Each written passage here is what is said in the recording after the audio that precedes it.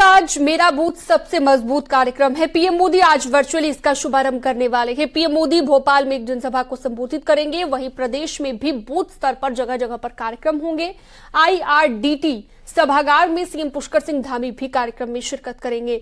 वहीं आईआरडीटी सभागार में बीजेपी के कार्यकर्ता पहुंच गए। तो बड़ी खबर इस वक्त हम आपको बता रहे हैं, पीएम मोदी आज वर्चुअली शुभारंभ करने वाले हैं इस अभियान का। यह अभियान जनसंपर्क अभियान के ही तहत शुरू किया जा रहा है, जिसके जरिए एक बार फिर से जनता के बीच 9 साल की उपलब्धियों को रखा जा रहा है। अब बूथ लेवल पर भी पार्टी को कैसे स्ट्रांग किया जाए, इसे लेकर बीजेपी लगातार काम कर रही है।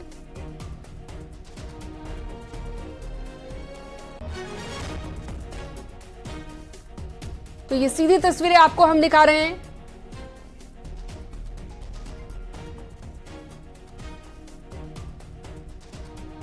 पीएम मोदी आज वर्चुअली शुभारंभ करने वाले हैं मेरा बूथ सबसे मजबूत। इस कार्यक्रम का आगाज आज से करेंगे। भोपाल में जनसभा को संबोधित भी करेंगे।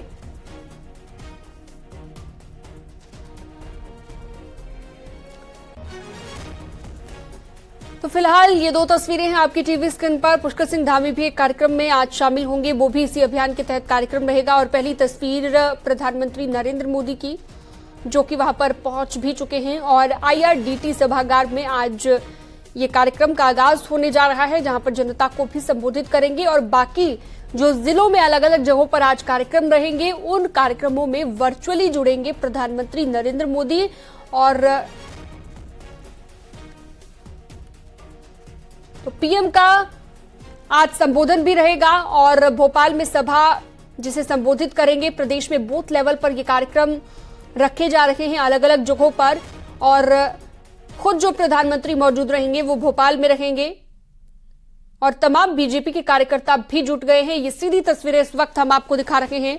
मेरा बूथ सबसे मजबूत, इसी कार्यक्रम के तहत यहां पर प्रधानमंत्री पहुंच चुके हैं। ये सीधी तस्वीर आपको दिखा रहे हैं। भोपाल में पहुंच चुके हैं। आईआरडीटी सभागार में पीएम मोदी, जनसभा को भी यहां पर संबोधित किए जाने का कार्यक्रम है प्रधानमंत्री नरेंद्र मोदी का। साथ ही साथ तेज रफ्तार से चलती हुई तो 9 साल पूरे हो रहे हैं बीजेपी सरकार के, और उसके बाद जनसंपर्क अभियान बीजेपी ने चलाया हुआ है। इसी कड़ी में एक और अभियान जिसका आगाज आज करने वाले हैं प्रधानमंत्री मोदी ने रखी है। तो लगातार प्रधानमंत्री नरेंद्र मोदी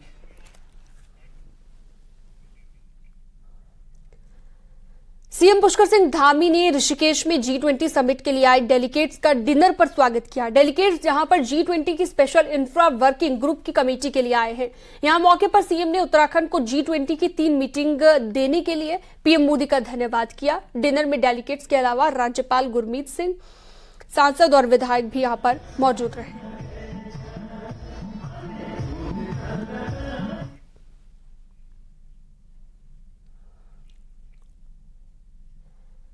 हरिद्वार में सीएम धामी ने अधिकारियों के साथ कांवड़ मेले की समीक्षा बैठक की। मेला नियंत्रण भवन में सीएम ने अधिकारियों के साथ मंथन भी किया, विभागीय तैयारियों के बारे में भी जानकारी ली। साथ ही अधिकारियों को जरूरी दिशा निर्देश भी दिए। मीटिंग के बाद सीएम धामी ने कहा कि कांवड़ मेले में बजट को लेकर कोई भी कमी नहीं आएगी। कांवड़ मेला उत्तर भारत का सबसे बड़ा धार्मिक आयोजन है, इसलिए हरिद्वार पहुंचने वाले सभी शिव भक्तों की सुविधाओं का ख्याल रखते हुए तैयारियां की गई है। कांवड़ मेले का आयोजन भव्य तरीके से किया जाएगा। साथ ही शिव भक्तों का हेलीकॉप्टर से पुष्प वर्षा कर स्वागत भी होगा। मेला बहुत शानदार होगा। पिछले वर्ष जो रिकॉर्ड बना था मेले का, इस वर्ष वो रिकॉर्ड टूटेगा और मेला अच्छा होगा, सभी के लिए सरल होगा, सुगम होगा, सबकी यात्रा अच्छी होगी। नहीं, वो सब गई है। बजट की कोई कमी मेले के लिए नहीं पड़ने वाली है। ये हमारा आस्था और श्रद्धा का मेला है। कांवड़ मेला पूरे भारतवर्ष के लोगों का मेला है, इसलिए बजट की कहीं कोई कमी आने वाली नहीं है। उत्तराखंड को भी इजराइल की एडवांस टेक्नोलॉजी का फायदा खेती में मिल पाएगा। इंडो इजराइल एग्री प्रोजेक्ट के तहत उत्तराखंड में भी सेंटर ऑफ एक्सीलेंस खुलेगा। इसको लेकर इजरायली दूतावास से आए प्रतिनिधि ने गवर्नर हाउस में मीटिंग की, जिसमें गवर्नर गुरमीत सिंह, कृषि मंत्री गणेश जोशी समेत कई ऑफिसर्स मौजूद रहे। इजरायल दुनिया के उन देशों में शामिल है जिन्होंने कम पानी होने के बावजूद खेती को बढ़ाया है। यही देखने, जानने और सीखने जल्द उत्तराखंड से एक टीम इजरायल भी जाएगी।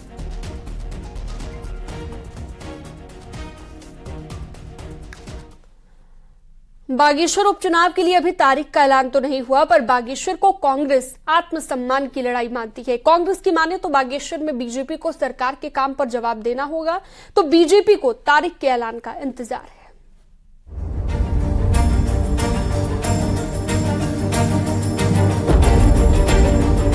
इस साल 26 अक्टूबर से पहले बागेश्वर विधानसभा सीट पर उपचुनाव होना है। बीजेपी बागेश्वर उपचुनाव को कोई चुनौती नहीं मानती, पर कांग्रेस ने चुनाव को आत्मसम्मान का सवाल बना दिया है। सोमवार को कांग्रेस प्रदेश अध्यक्ष करण माहरा ने हल्द्वानी में बागेश्वर जिले के पार्टी नेताओं से मुलाकात की और पार्टी नेताओं को निर्देश दिए कि चुनाव में कोई कोर कसर बाकी न रहे।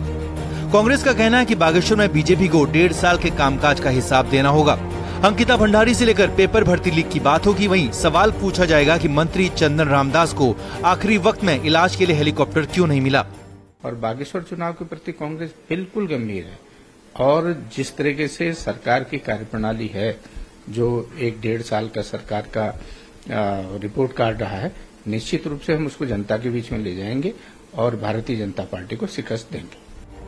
मुद्दों के साथ कांग्रेस का प्लान एक एक बूथ पर टीम बनाकर चुनाव जीतने का है, लेकिन सत्ताधारी बीजेपी को कांग्रेस के काम और प्लान में दम नहीं दिखता।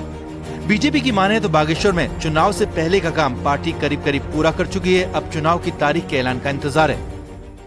चुनाव बागेश्वर में होना है, चर्चा हल्द्वानी में कर रही है, तो आप समझ सकते हैं कांग्रेस का काम करने का की पद्धति क्या है। हम लोगों ने वहाँ के लिए कमेटी हम लोग तैयार कर दी है और बहुत जल्द हमारी जो सर्वे की टीम है हम लोग वहां भेजेंगे, कार्यकर्ताओं की टीम जाएगी। विधानसभा चुनाव के तुरंत बाद हुए चंपावत उपचुनाव में कांग्रेस बड़े अंतर से हारी थी। तब कांग्रेस उम्मीदवार का मुकाबला मुख्यमंत्री पुष्कर सिंह धामी से था, पर मंत्री चंदन रामदास के निधन के बाद खाली हुई बागेश्वर सीट पर कांग्रेस बीजेपी को घेरने का कोई मौका छोड़ना नहीं चाहती। विशाल के साथ देहरादून से न्यूज 18 के लिए दीपांकर भट्ट की रिपोर्ट।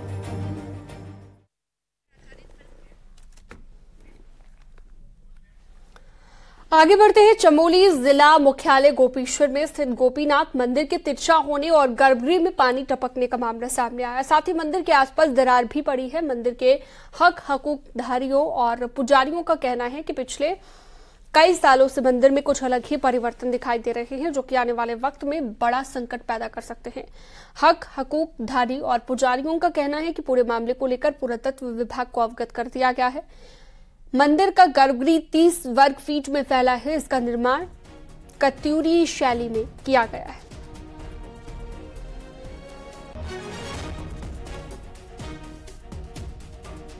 मंदिर है, इसमें थोड़ा सा परिवर्तन दिखाई दे रहा है और इसको लेके पुरातत्व विभाग से वार्तालाप चल रही है। और इसी के साथ साथ यहाँ पर जो भगवान शिव शक्ति का जो त्रिशूल है उसके लिए भी संज्ञान में रखा गया है पुरातत्व विभाग से इसके सर्वेक्षण के लिए। खबरों का सिलसिला जारी है। एक छोटे से ब्रेक के लिए रुकते हैं, जल्द लौटेंगे।